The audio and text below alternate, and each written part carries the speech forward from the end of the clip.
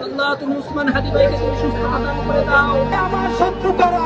তারা সবাই ঐক্যবদ্ধ হয়েছে, উসমান হাদিকে ঠেকাও। অন্ধকারের বুক চিরে অবশেষে দেখা দিল ভোরের আলো। বুলেট বিদ্ধ শরীর, জীবন মৃত্যুর এক কঠিন সন্ধিক্ষণ, আর হাজারো মানুষের প্রার্থনা, সবকিছু শেষে সিঙ্গাপুর থেকে ভেসে এলো সেই কাঙ্ক্ষিত সুখবর। তো নতুন এবং ফিরে আসা গ্রাহকদের জন্য নগদে চলছে ক্যাশব্যাক সহ প্রতিদিন হাজারো উপহার জেতার সুযোগ। হবে আশা আর ফেরা, সারপ্রাইজ সেরা।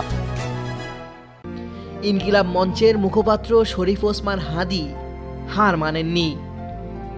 মৃত্যুর চোখের দিকে চোখ রেখে লড়াই করা এই তরুণ যোদ্ধা এখন বিপদ মুক্তির পথে। সিঙ্গাপুর জেনারেল হাসপাতাল থেকে হাদির বড় ভাই ওমর ফারুক যখন জানালেন হাদির শ্বাস প্রশ্বাস ও হার্টবিট এখন স্বাভাবিক, তখন যেন স্বস্তির নিঃশ্বাস ফেলল পুরো বাংলাদেশ। সোমবার গভীর রাতে পাওয়া এই খবরে কেটে গেল গত কয়েকদিনের জমাট বাঁধা উদ্বেগ। চিকিৎসকরা জানিয়েছেন আগের তুলনায় তার হৃৎপিণ্ডের কার্যক্ষমতা বেড়েছে এবং শারীরিক অবস্থা এখন স্থিতিশীল। অথচ যাত্রাপথটা মোটেও সহজ ছিল না।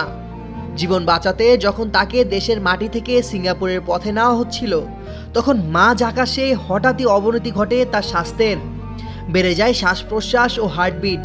বিমানবন্দর থেকে সরাসরি দৌড়াতে হয়েছিল আইসিইউতে। সেই শ্বাসরুদ্ধকর মুহূর্তগুলো পার করে স্যালাইন আর ওষুধের জাদুকরি স্পর্শে হাদি আবারও সাড়া দিতে শুরু করেছেন। তার হৃদস্পন্দন এখন স্বাভাবিক ছন্দে ফিরেছে, যা প্রমাণ করে ইচ্ছা শক্তি আর মানুষের দোয়া থাকলে মৃত্যুকেও জয় করা সম্ভব। জুলাই গণঅভ্যুত্থানের অন্যতম পরিচিত মুখ এবং আসন্ন নির্বাচনে ঢাকা ৮ আসনের স্বতন্ত্র প্রার্থী শরীফ ওসমান হাদি রাজনৈতিক অঙ্গনে বেশ আলোচিত। দুর্বৃত্তদের গুলিতে তার নির্বাচনী প্রচারণা স্তব্ধ করার চেষ্টা করা হলেও উন্নত চিকিৎসায় তিনি এখন সেরে উঠছেন।